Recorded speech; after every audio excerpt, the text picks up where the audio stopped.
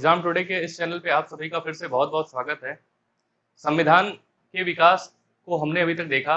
आज हम देखेंगे भारत के संविधान सभा का निर्माण किस प्रकार से होता है।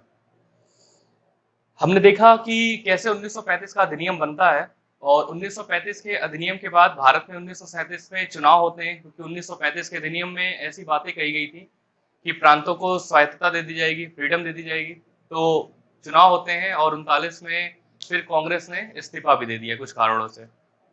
1940 में अगर देखा जाए तो अगस्त प्रस्ताव आता है उस समय, और अगस्त प्रस्ताव अंग्रेजों की तरफ से आया था। और अगस्त प्रस्ताव में अंग्रेजों ने ये कहा कि हम भारत में संविधान निर्माण के लिए राजी हैं। एग्जाम में क्वेश्चन आता है कि संविधान निर्माण के लिए पहली बार अंग्रेजों ने किस प्रस्ताव में यह फैसला दिया था कि हम संविधान निर्माण को कराएंगे, तो वो था अगस्त प्रस्ताव। लेकिन इसके पहले भी कुछ घटनाएं हुई थी, उनको भी एक बार जान लेना जरूरी है। अगर भारत के संविधान की बात करें तो भारत का संविधान भारत के ही लोगों द्वारा चुने गए प्रतिनिधियों द्वारा बनाया जाएगा। और कुछ इस प्रकार की बातें गांधी जी ने 1925 में कही थी।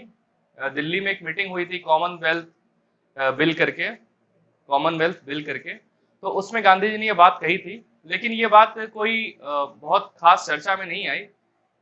इनके कहने के 3 साल बाद ही जब नेहरू रिपोर्ट आती है 1928 में, तो नेहरू रिपोर्ट में आज के जो मौलिक अधिकारों को हम देखते हैं, फिर वयस्क मताधिकार, मतलब जो व्यक्ति 18 साल से ऊपर है उसको चुनाव में वोट करने का अधिकार, मौलिक अधिकारों की बात, अल्पसंख्यकों के अधिकारों की बात, तो ये सारी बातें नेहरू रिपोर्ट में 1928 में कही गई थी। और नेहरू रिपोर्ट में जो बातें कही गई थी 1928 में, उन बातों को हूबहू 26 नवंबर 1949 को भारत के संविधान में शामिल कर लिया गया था। तो इस तरह से देखिए किस तरीके से भारत के संविधान का निर्माण हम लोग 1773 से लेके आ रहे हैं, और अभी हम देख रहे हैं कि कैसे कैसे इसमें क्या क्या चीजें जुड़ती जा रही हैं। इसके बाद एक पॉइंट और जान लेना जरूरी है। एग्जामों में मैं जितने पॉइंट्स बता रहा हूँ ये डायरेक्ट पूछे जाते हैं, एकदम डायरेक्ट, कि पहली बार मौलिक अधिकारों की बात किस रिपोर्ट में की गई थी, नेहरू रिपोर्ट 1928 में। फिर 1934 में कांग्रेस की कार्यकारिणी की बैठक होती है, जिसमें कांग्रेस ने यह संकेत साफ साफ दे दिया कि हम भारत का संविधान बनाएंगे, और भारत का जो संविधान हम बनाएंगे, उस संविधान में जो लोग बनाएंगे, जो सदस्य होंगे, उनको चुनाव के आधार पर चुना जाएगा। तो स्पष्ट रूप से कांग्रेस ने, अगर कहिए कि पूरे कांग्रेस ने कोई प्रस्ताव पारित किया था, तो वो 1934 में किया था। तो 3 बातें हो गई। गांधी जी ने एक रूपरेखा दी थी 1925 में, कॉमनवेल्थ बिल करके एक आया था उसमें। 1928 में नेहरू रिपोर्ट में मौलिक अधिकारों की बात, अल्पसंख्यकों के अधिकारों की बात, वयस्क मताधिकारों की बात कही गई। तीसरी बात सॉरी तीसरी बात, कांग्रेस ने 1934 में इस प्रस्ताव पे मुहर लगा दी कि संविधान सभा का निर्माण होगा और हमारे अपने ही लोग इस संविधान को बनाएंगे। फिर 1940 में, यहां से हमें देखना है, 1940 में अगस्त प्रस्ताव आता है, और जो अगस्त प्रस्ताव आता है अगस्त महीने में आया था। और इस प्रस्ताव में अंग्रेजों ने कहा कि भारत में एक संविधान सभा होगी, और ये संविधान सभा ही भारतीयों के लिए संविधान का निर्माण करेगी। ये अगस्त प्रस्ताव में 1940 में कहा गया। तो अंग्रेजों ने पहली बार अगर ऑफिशियली अनाउंस किया था तो इसी में अनाउंस किया था, संविधान सभा अगस्त प्रस्ताव में। बहुत इंपॉर्टेंट है, इसको एकदम से आप याद कर लीजिएगा। इसके बाद फिर आप आगे देखेंगे तो क्रिप्स मिशन आता है 42 में। क्रिप्स मिशन ने भी सहमति दे दी कि ठीक है, क्रिप्स मिशन ने भी सहमति दे दी कि ठीक, हम भी संविधान सभा का ये जो निर्माण होने जा रहा है, हम इसके लिए एग्री हैं, हम भी सहमत हैं। तो फिर से सहमति अंग्रेजों ने दी। तो इसके बाद आप देखेंगे आगे फिर वेवेल योजना वगैरह आती है, तो हमें उस पर ध्यान नहीं देना है 1945 में। अगली योजना पे आना है जो हमारे संविधान निर्माण को करने जा रही है। ठीक, तो ये तो अभी तक एक कह सकते हैं कि हिस्टोरिकल बैकग्राउंड था, हिस्टोरिकल किस प्रकार से संविधान का निर्माण किया जा रहा है, किस प्रकार से संविधान बन रहा है, और क्या क्या इसकी कहानियां रही हैं। आगे अगर देखा जाए तो 1946 में मार्च के महीने में कैबिनेट मिशन भारत आता है। तो देखो बच्चों, ये कैबिनेट मिशन क्या है, कैसे है, इसको थोड़ा सा आसान भाषा में समझते हैं हम लोग, बहुत आसान भाषा में समझ में आएगा। देखो कैबिनेट मतलब क्या होता है। हमारे भारत में भी कैबिनेट होते हैं, प्रधानमंत्री होते हैं, उनके नीचे के जो मंत्री होते हैं जो बहुत खास होते हैं, जैसे रक्षा मंत्री हुआ, विदेश मंत्री हुआ, गृह मंत्री हुआ। तो इस तरह के जो बड़े बड़े मंत्रालय होते हैं, उन मंत्रालयों के जो मंत्री होते हैं उनको हम कैबिनेट स्तर का मंत्री कहते हैं। कैबिनेट स्तर का मंत्री कहते हैं। तो आपने ये व्यवस्था कहाँ से ली है? ब्रिटेन से ली है। तो ब्रिटेन में भी ये सिस्टम होगा, प्रधानमंत्री होगा, प्रधानमंत्री के नीचे कौन होगा? कैबिनेट मंत्री होंगे। तो ब्रिटेन के 3 कैबिनेट मंत्री, ब्रिटेन के 3 कैबिनेट मंत्री, 3 कौन कौन से थे? पैथिक लॉरेंस था, पैथिक लॉरेंस, फिर एक एवी अलेक्जेंडर करके था,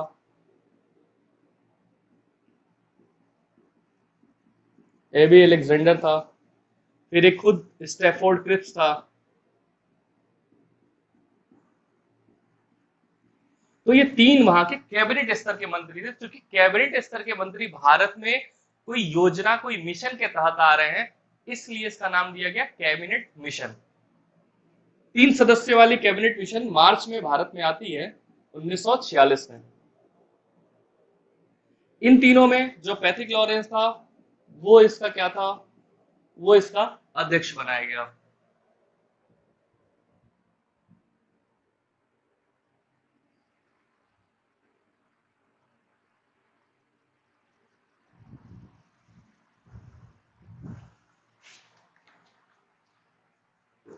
पैथिक लॉरेंस इसका अध्यक्ष बनाया जाता है और इन्होंने भारत में आके ये कहा कि हम भारतीयों के लिए एक संविधान बनाने के लिए तैयार हैं। तो संविधान किस प्रकार से इन्होंने कहा बनाने के लिए? इन्होंने कहा कि भारत में एक चुनाव होगा, उस चुनाव के द्वारा जो व्यक्ति चुने जाएंगे वो व्यक्ति दिल्ली में आके, जो आज का संसद भवन है, वहां बैठेंगे और उन्हीं लोगों के द्वारा आपके संविधान का निर्माण, भारत के संविधान का निर्माण कराया जाएगा। तो कैबिनेट मिशन के ही प्रस्ताव के तहत भारत में संविधान सभा का निर्माण होता है। ये हमारी एक पॉइंट हमारा क्लियर हो गया। अध्यक्ष कौन था? 3 सदस्य थे। कैबिनेट क्यों कहा जाता है? इन चीजों को हम लोगों ने देख लिया। अब देखिए, ये जो चुनाव होना था, ये चुनाव भारत में होता है जुलाई 1946 में। जुलाई 1946 में चुनाव होना प्रस्तावित होता है। आज भी चुनाव होता है तो सीटें होती हैं। लोकसभा का हो रहा है तो 543 सीटें हैं, राज्यसभा का हो रहा है, आपके राज्यों की विधानसभाओं का इलेक्शन होता है। तो यहाँ भी जब चुनाव होगा तो यहाँ भी कुछ सीटें होंगी और इस चुनाव में कुल सीटें जो थी वो 389 सीटें थी। कितनी सीटें थी? 389 सीटें थी यहाँ पे चुनाव में।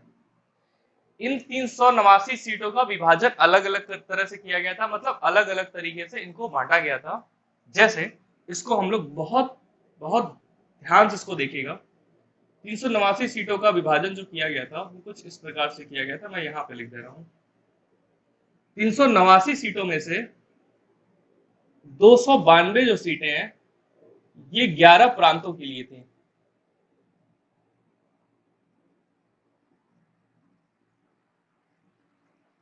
आपको पिछली क्लास अगर आप लोगों ने देखी होगी 1935 का अधिनियम, तो बहुत डिटेल में हम लोगों ने प्रांतों के बारे में समझा था और देखा था कौन कौन से 11 प्रांत हैं।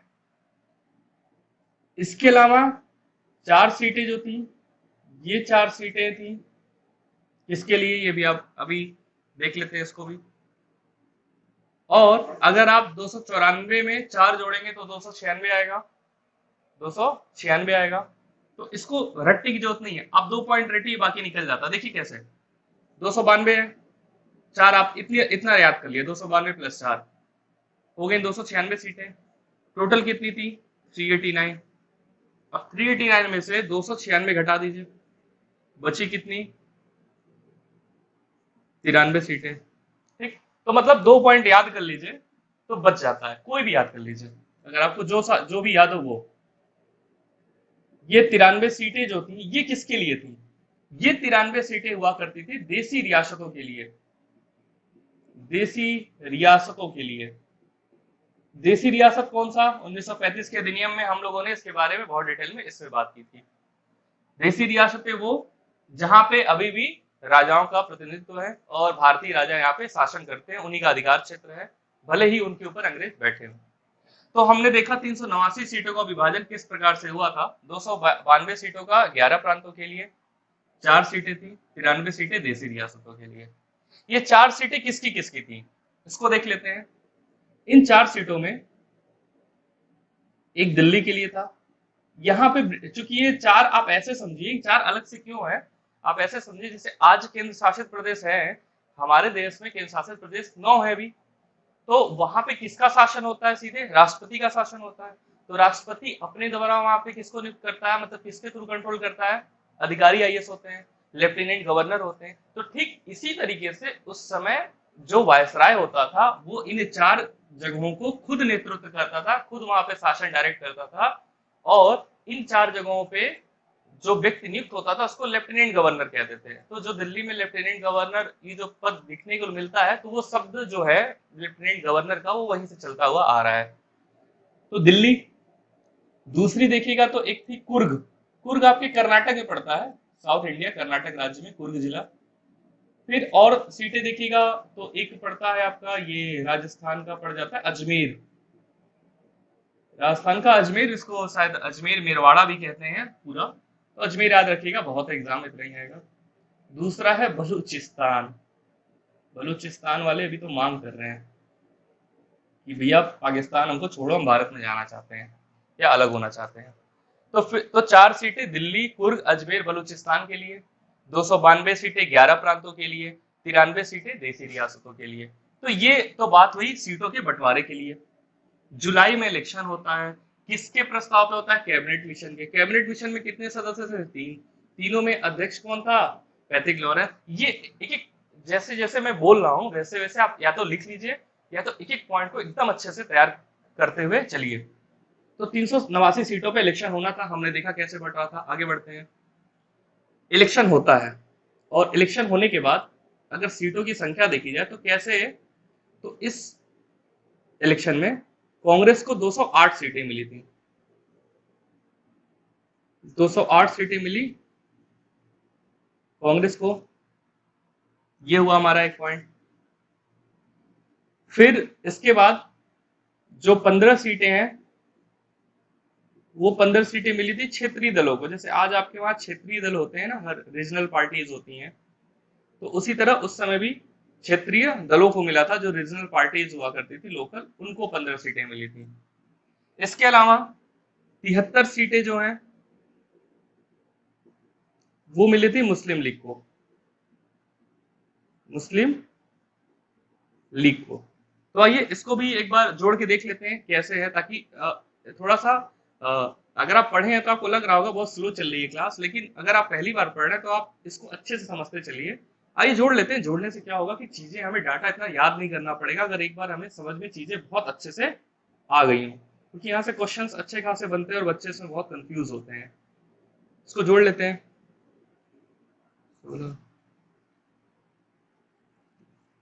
कितनी सीटें हुई? 396। 292 प्लस 4 कितना हुआ? 396। तो ये 396 सीटों पे इलेक्शन जो है वो यहाँ पे होना था, इलेक्शन होता है, सॉरी 296 पे। तो अब यहाँ पे जो इलेक्शन हुआ, इस इलेक्शन के बाद जो लोग चुन के आते हैं उनका 2 काम होता है। 2 काम क्या क्या होगा? पहला, किस लिए चुना गया है? पहला क्या काम है भैया? संविधान को बनाना है। चलो संविधान बनेगी हमारा, संविधान सभा, संविधान बनाने का, ठीक। तो दूसरा काम क्या होगा? दूसरा काम ये होगा कि अब अंग्रेज भारत से जाने वाले हैं, बात अब आ गई लगभग अगस्त सितंबर की। अंग्रेज भारत से अगले साल चले जाएंगे, क्योंकि अंग्रेजों ने अभी मन नहीं बनाया है, लेकिन अंदर से अंग्रेज जाने वाले थे। हमारे सामने वो कह रहे थे कि हम नहीं जाना चाह रहे हैं, अंग्रेज जाने वाले थे। भारत में चूंकि 1946 का जो कैबिनेट मिशन आया था उसमें ये कहा गया कि भारतीयों को एक उत्तरदायी सरकार हम देंगे, मतलब ऐसी सरकार जो रिस्पॉन्सिबल होगी, मतलब उसको काम करने के बहुत सारे अधिकार भी देंगे। तो ये होता है कि संविधान सभा में जो चुनाव होता है, जो लोग चुन के आते हैं उन लोगों का कुछ और भी काम होता है। पहला काम, प्रायोरिटी, प्राथमिकता किसकी है? संविधान निर्माण की। इसके अलावा उनका काम यह भी होता है कि हम देश को भी चलाएंगे, देश को भी चलाएंगे। आप देश को चलाएंगे तो आपको सरकार बनाना पड़ेगा, तो अंतरिम सरकार भी गठित होती है, अंतरिम सरकार भी गठित होती है। फिर से इसको ध्यान से सुनिएगा, बहुत कंफ्यूजन होता है, बहुत कंफ्यूजन होता है, जबरदस्त कंफ्यूजन। संविधान सभा चुनी जाती है, किस लिए? संविधान बनाने के लिए। दूसरा काम भी था किस चीज का? सरकार चलाने का। तो उसको एक सरकार उन्होंने बनाया, क्या कहते हैं उसको? अंतरिम सरकार। अंतरिम शब्द का मतलब क्या होता है? इंग्लिश में भी इसको एंटरिम बोलते हैं, आप स्पेलिंग लिख लीजिए ANTRIM। अंतरिम, जैसा कि एग्जाम्पल में अभी देखा 2019 में इलेक्शन हुआ मई में, ठीक, एग्जाम्पल समझे, बहुत आसानी समझ में आने वाला है। 2019 में मई में इलेक्शन होता है, इसके ठीक पहले फरवरी में ही 2019 के महीने में क्या होता है? बजट आता है हमारे भारत में, फरवरी मार्च में आ जाता है। तो उस समय भाजपा की सरकार थी, भाजपा ने एक बजट लाया, लेकिन बजट का एक नाम दिया गया। क्या नाम दिया गया था? अंतरिम बजट। क्या मतलब हुआ फिर? इसका मतलब ये हुआ कि 19 में फरवरी में जो बजट आता है वो बजट 2020 फरवरी तक पूरा हो पाएगा नहीं हो पाएगा, क्योंकि बीच में इलेक्शन होना था। बीच में क्या होना था? इलेक्शन। हो सकता है इलेक्शन हो जाता, कांग्रेस आ जाती गवर्नमेंट में या कोई और पार्टी आ जाती, तो चीजें हो सकता है उसमें कुछ बजट में कुछ बदलाव कर दे वो आगे चल के। तो मतलब एक तरीके से अस्थायी टेम्पोररी बेस पे जो सरकार, जो बजट, जो काम होते हैं उनको अंतरिम कहते हैं। ठीक, इन शब्दों को आप पकड़ते हुए चलिए, क्योंकि जब संविधान पढ़ते हैं तो हमें शब्दों में थोड़ा माहिर होना पड़ता है कि शब्दों का खेल बहुत ज्यादा हो जाता है, जैसे विधायिका और कार्यपालिका का बहुत बड़ा बड़ा गेम हो जाता है, तो इसी तरीके से। तो हमने समझा अंतरिम सरकार का मतलब क्या है? टेम्पोररी बेसिक गवर्नमेंट जो अभी चल रही है, तो अंतरिम सरकारें बनती है। तो हमने देखा संविधान सभा दो काम कर रही है, एक संविधान सभा के रूप में संविधान बनाने के लिए, दूसरा देश चलाने के लिए अंतरिम सरकार का गठन कर रही है। ठीक, ये बातें हमारी हो गई। अंतरिम सरकार की जो बात करते हैं, इस अंतरिम सरकार को इन्होंने सितंबर 1946 में गठित कर लिया था। ठीक, आगे चलते हैं। अब इसको मैं मिटा दे रहा हूं और क्लास को थोड़ा और आगे बढ़ाते हैं। अब देखते हैं हम संविधान जो हमारा बनना था, इस संविधान की बैठकें किस प्रकार से होती, कौन सी बैठक होती है। संविधान सभा बन चुकी है और संविधान सभा के बनने के बाद 9 दिसंबर 1946 को 9 दिसंबर 1946 को संविधान सभा की पहली बैठक होती है। संविधान सभा की पहली बैठक हुई, फर्स्ट मीटिंग हुई। जो फर्स्ट मीटिंग संविधान सभा की इस समय होती है, उस पहली बैठक का जो हेड है, जो अध्यक्ष है, वो बनाया गया था किसको? सच्चिदानंद सिन्हा। जानते हैं आप लोग, सच्चिदानंद सिन्हा को बनाया गया था। ठीक, कहा जाता है सच्चिदानंद सिन्हा अस्थायी अध्यक्ष थे, परमानेंट नहीं थे, अस्थायी अध्यक्ष थे। ये अस्थायी का मतलब क्या है? टेम्पोररी, 1 2 दिन 4 दिन 5 दिन 10 दिन 20 दिन के लिए, फिर उसके बाद उनको हटा के किसी परमानेंट मेंबर को बनाना पड़ेगा। इसके बाद देखिएगा 11 दिसंबर 1946 ये संविधान सभा की सेकेंड मीटिंग थी। ये संविधान सभा की सेकेंड मीटिंग थी और इस मीटिंग में क्या किया गया? जो राजेंद्र बाबू थे, राजेंद्र प्रसाद जो थे, उनको संविधान सभा का अस्थायी अध्यक्ष बना लिया गया। अस्थायी अध्यक्ष, किसका अस्थायी अध्यक्ष? संविधान का काम हो रहा है ना, संविधान सभा की बैठक हो रही है, तो संविधान सभा के स्थायी अध्यक्ष को चुन लिया गया, राजेंद्र प्रसाद को। क्यों ऐसा हुआ कि 2 दिन में हटा देना पड़ा सच्चिदानंद सिन्हा को? देखिए, हमारे भारत में जब शादी विवाह भी होते हैं, आपके घरों में, हमारे घरों में, तो अगर हमारे दादी बाबा नहीं है या हमारे घर में कोई बुजुर्ग व्यक्ति नहीं है, कोई बड़ा व्यक्ति नहीं है, लेकिन हमारे जो खानदान होता है हमारा 5 पीढ़ी तक, तो उसमें अगर कोई व्यक्ति जीवित है और वो सबसे ज्यादा आयु का है, तो उसका ही नाम कार्ड में जो मेन फ्रंट पे जो नाम होता है उनका ही नाम लिखा जाता है। वो भले ही आपके सगे बाबा ना हो, सगी दादी ना हो, लेकिन आपके चूंकि पीढ़ी के हैं, वो भले ही 5 पीढ़ी दूर के हों, लेकिन वो जीवित हैं और सबसे बुजुर्ग व्यक्ति, उनका नाम लिखा जाता है। वो इसलिए लिखा जाता है, सम्मान होता है, सम्मान के लिए। ठीक, तो उसी तरीके से जो पूरी संविधान सभा चुनी गई है, उस संविधान सभा में सबसे बुजुर्ग आदमी सच्चिदानंद सिन्हा ही थे। तो इसलिए सच्चिदानंद सिन्हा से इस शुभ काम की शुरुआत की गई कि आप बुजुर्ग हैं, आप एक बार शुभारंभ कर दीजिए, उसके बाद से हम लोग क्या करेंगे, फिर अपना काम करते रहेंगे। तो सच्चिदानंद सिन्हा शुरुआत कर देते हैं और इसीलिए अस्थायी अध्यक्ष बने और स्थायी अध्यक्ष फिर राजेंद्र प्रसाद को परमानेंट चुन लिया गया। ठीक, अब राजेंद्र प्रसाद कब तक रहेंगे? जब तक संविधान बन नहीं जाता, संविधान सभा काम नहीं हो जाएगा, तब तक राजेंद्र प्रसाद होंगे। राजेंद्र प्रसाद के सहयोग के लिए एक हरेंद्र बनर्जी हुआ करते थे, उनको इनका सहयोगी बनाया गया, तो वो उपाध्यक्ष थे संविधान सभा के। चलिए आगे चलते हैं। संविधान सभा की तीसरी मीटिंग 1946 में 13 दिसंबर। देखिए एक दो दिन बाद हो रहा है, इसके परसों ये, इसके परसों ये। संविधान सभा की जो तीसरी बैठक होती है वो बैठक बहुत इंपॉर्टेंट है, क्योंकि इस बैठक में ही जवाहरलाल ने भारतीय संविधान के लिए एक प्रस्तावना का प्रस्ताव रखा कि प्रस्तावना होगा, एक प्रीएम्बल होगा हमारा, एक उद्देशिका होनी चाहिए हमारी। वो प्रस्ताव इन्होंने रखा था, जवाहरलाल नेहरू ने, और इनके द्वारा रखा गया जो प्रस्ताव था वो प्रस्ताव 13 दिसंबर के अगले महीने 22 जनवरी 1947 को संविधान सभा द्वारा पारित कर दिया गया। ठीक, हम आपके प्रस्तावना का जो आप ला रहे हैं उसको हम पारित करते हैं। क्या है प्रस्तावना? आप जब कोई बुक उठा के पढ़ते हैं, कोई भी बुक, कोई सी बुक बचपन से पढ़ रहे होते हैं, तो बुक के आगे एक प्रीफिक्स दिया होता है, कहीं पे प्रस्तावना लिखा होता है, कहीं पे इंट्रोडक्शन लिखा होता है, कहीं उद्देशिका लिखी होती है।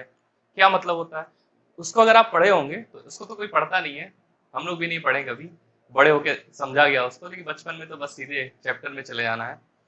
उसको जब आप पढ़ते हैं तो उसमें लिखा होता है कि आप इस किताब को पढ़ने जा रहे हैं, इस किताब में ये बातें कही गई हैं, इस किताब को जब पढ़ेंगे आप तो इससे आपको समझ में आएगा कि आपका उद्देश्य क्या है, इसमें इन चैप्टरों के द्वारा ये चीजें समझाई गई हैं, इन एग्जामों में किताब आपके लिए फायदेमंद है। तो मतलब उस 1 से 1.5 पेज में उस किताब का पूरा इंट्रोडक्शन, मतलब इंट्रोड्यूस, उसका परिचय करा दिया गया है आपसे कि क्या है उसमें, क्या उद्देश्य है किताब को लिखने का, क्यों लिखी गई है किताब। तो ये सारी बातें हर बुकों में होती हैं। ठीक उसी तरीके से आपका संविधान जब बनने जा रहा है, तो संविधान का भी एक उद्देश्य होना चाहिए, एक प्रस्तावना होनी चाहिए, एक इंट्रोडक्शन होना चाहिए, एक प्रीएम्बल होना चाहिए। तो इसलिए संविधान सभा के ही सदस्य जवाहरलाल नेहरू ने 13 दिसंबर 1946 को प्रस्तावना पेश किया, जिसपे संविधान सभा के लोगों ने चर्चा की, बात की, और उनको लगा ठीक है इसको पारित किया जाना चाहिए, क्योंकि संविधान बन रहा है तो पहले इंट्रोडक्शन तैयार हो जाए। तो 22 जनवरी 1947 को जवाहरलाल नेहरू द्वारा लाया गया प्रस्तावना भारत की आज की वर्तमान की प्रस्तावना बन गई। आज जो प्रीएम्बल देखते हैं वो उसका निर्माण यहीं से होता है। तो हमने ये कुछ बेसिक बातों को देखा। अब और आगे बढ़ते हैं। संविधान सभा की बात की जाए तो इसमें जब इसकी पहली मीटिंग हो रही थी, संविधान सभा की जब पहली मीटिंग हो रही थी, तो संविधान सभा की पहली मीटिंग के समय हुआ क्या कि ये हुआ, कितने लोग आए इस दिन? तो संविधान सभा की जो पहली मीटिंग 9 दिसंबर को हुई थी, तो इस दिन मात्र 207 लोगों ने ही इसमें हिस्सा लिया था। 207 लोगों ने इसमें पार्टिसिपेट किया था कि हम आ रहे हैं। तो ये आप याद रखिएगा, 207 लोग इसमें आए थे। कंफ्यूज मत कीजिएगा, कांग्रेस ने 208 सीटें जीती थी, तो उससे कंफ्यूज नहीं होना है, क्योंकि मैं भी जब पढ़ता था तो इसमें कंफ्यूजन हो जाता है कि अच्छा कांग्रेस ने 208 जीता तो उसके सदस्य तो आए होंगे। नहीं, 207 आए थे, 207 आए थे पहली मीटिंग में। दूसरा, एक मीटिंग से जो क्वेश्चंस आते हैं, कुछ फैक्ट्स हम लोग कलेक्ट कर लें, क्योंकि एग्जामों में आते हैं। एक फैक्ट और है कि 26 नवंबर को जो हमारा संविधान बनके तैयार होता है 1949 में, तो इस दिन 26 नवंबर 1949 को जो तैयार होता है, उस दिन कितने लोगों ने इस पे साइन किया था? मतलब संविधान जो बन के तैयार हुआ, कितने लोगों ने इस पे साइन किया था? तो इस पे साइन करने वालों की कुल संख्या 284। कितने लोगों ने साइन किया था? 284 लोगों ने संविधान सभा के पे साइन किया था। ये याद रखिएगा। तो आपके एग्जाम में आता है कि संविधान पे आज कितने लोगों का साइन है? 284 लोगों का साइन है। अच्छा, साइन में कुछ बातें कर ली जाए, तो साइन के बारे में बात की जाए, हस्ताक्षर के बारे में, तो जवाहरलाल नेहरू जो है, जवाहरलाल नेहरू ये पहले व्यक्ति थे जिन्होंने साइन किया था संविधान पे। सबसे पहला हस्ताक्षर जवाहरलाल नेहरू का था। और जो राजेंद्र बाबू थे, राजेंद्र प्रसाद, इन राजेंद्र प्रसाद अंतिम हस्ताक्षर किए थे। लास्ट साइन जो था सबसे अंतिम में, वो अंतिम साइन किसने किया था? राजेंद्र प्रसाद ने किया था। तो चलिए ये भी फैक्ट हो गया। कितने लोगों ने? 284 लोगों ने साइन किया। जवाहरलाल नेहरू का साइन पहले था, राजेंद्र प्रसाद का साइन अंतिम था। ठीक, एक एक फैक्ट्स को लेते हुए चलते हैं हम लोग इसी तरीके से आगे चलते हैं। जब आपको पता है कि जब संविधान सभा का गठन हो जाता है और गठन होने के बाद संविधान को बनाने की बात चल रही होती है। तो उस समय 1946 में ही अगस्त में मोहम्मद अली जिन्ना, जो ऑल इंडिया मुस्लिम लीग से थे, उन्होंने इस प्रस्ताव को ठुकरा दिया और लीग ने कहा कि हमें पाकिस्तान चाहिए। हमें आप कैबिनेट प्रस्ताव ला रहे हैं, क्या ला रहे हैं, संविधान बना रहे हैं, किसको आजाद करें, नहीं फर्क पड़ता, मुझे अपना एक पाकिस्तान, एक अलग देश चाहिए जो मुस्लिम बहुल होगा। जिन्ना ने जब देखा कि कैबिनेट प्रस्ताव आता है, इलेक्शन की बात हो रही है और हमारी बात पाकिस्तान की मांग को नहीं माना जा रहा है, तो अगस्त 16 1946 में जिन्ना ने डायरेक्ट एक्शन घोषित कर दिया, सीधी कार्यवाही दिवस, डायरेक्ट एक्शन प्लान, जिसकी वजह से बंगाल में बहुत बड़े स्तर पे दंगे होते हैं, जिसमें एक सांप्रदायिक दंगा कहेंगे, हिंदू मुस्लिम दोनों मारे जाते हैं। इस कार्रवाई को जिन्ना ने शुरू किया था। अगर आप इसके बारे में और डिटेल में जानना चाहते हैं तो यूट्यूब पे, गूगल पे कीजिएगा तो उसमें आएगा नोआखली का दंगा। बहुत बर्बरता हुई थी इसमें, बहुत सारे लोग मारे गए थे और जिन्ना अभी भी अपनी मांग पे अड़े हुए थे कि हमको पाकिस्तान ही चाहिए। लेकिन इधर मुस्लिम लीग ने इलेक्शन भी लड़ा, आपने देखा 73 सीटें भी जीत ली। अब जब अंतरिम मंत्रिमंडल बन रहा था, अंतरिम सरकार बन रही थी, तो पहले तो मुस्लिम लीग के लोग कहें कि हम नहीं जाएंगे, लेकिन जब देखा उन्होंने कि यार सरकार बन रही है, संविधान बन रहा है, हम तो पीछे रह जाएंगे, हमारी मांग भी नहीं मानी जा रही, हम तो कहीं के नहीं रहेंगे, तो बाद में मुस्लिम लीग ने भी अपने 2 सदस्यों को, एक लियाकत अली को और दूसरा जोगिंदर नाथ मंडल को संविधान सभा में भेजा और दोनों लोगों को भारत में वित्त मंत्री और विधि मंत्री, लॉ मिनिस्टर बनाया गया। तो उसको भी हम लोग देखेंगे कि कौन कौन से मंत्रालय थे, कौन कौन से मंत्री थे। तो चूंकि लीग की बात थी तो मैंने थोड़ा सा बता दिया आपको। मुस्लिम लीग की जो मांग है, उस मांग को 1947 में जब ब्रिटेन के प्रधानमंत्री ने देखा, चर्चिल भाई साहब ने, कि मुस्लिम लीग नहीं मान रही है और कहीं ना कहीं अंग्रेजों के मन में था कि पाकिस्तान को बांट दिया जाए, तो उनकी तो चाल 1906 में आपने देखा कि मुस्लिम लीग का निर्माण किस तरह से हम लोगों ने देखा, 1909 में किया गया, क्या क्या कहानी हुई, सब कुछ हम लोगों ने देखा डिटेल में। तो वो चाह रहे थे अंग्रेज, और मार्च महीने 1947 में माउंटबेटन को भारत का वायसराय बनाया जाता है और माउंटबेटन से कहा जाता है तुम मामले को सॉल्व करो पूरा। तो माउंटबेटन जब आता है तो माउंटबेटन ने मुस्लिम लीग की पाकिस्तान की मांग को स्वीकार कर लिया। ये बहुत इंपॉर्टेंट है, इसको एकदम से आप नोट करके रख लीजिए कि किस प्रस्ताव ने पाकिस्तान की मांग को स्वीकार किया था। तो वो किया था माउंटबेटन योजना ने। माउंटबेटन जो भारत का वायसराय था, माउंटबेटन के कहने के बाद 3 जून, ये देखिए ये संविधान सभा चल रही है और साथ में ये घटनाएं भी हो रही हैं, तो सबको लेके चलते हैं।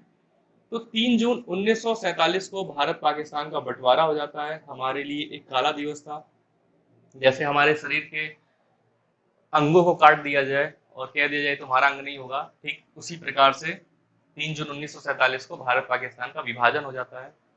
विभाजन की बात हो रही है तो थोड़ा सा मैं आपको बता देना चाहता हूँ। कई बार सोचता हूँ कि थोड़ा कंट्रोल कर लूँ, ना बताऊँ, चूंकि संविधान सभा हम पढ़ रहे हैं, इतिहास में चले जाएंगे, लेकिन फिर अंदर से रहा नहीं जाता है। मैं सोचता हूँ कि जब पढ़ा रहा हूँ तो आपको ये भी बताता चलूँ, क्योंकि पढ़ना है, सभी को पढ़ना है, यहाँ पढ़िए वहाँ पढ़िए, तो एक जानकारी इकट्ठी हो जाती है, तो क्या बुराई है इसमें, एग्जाम में आना ही है।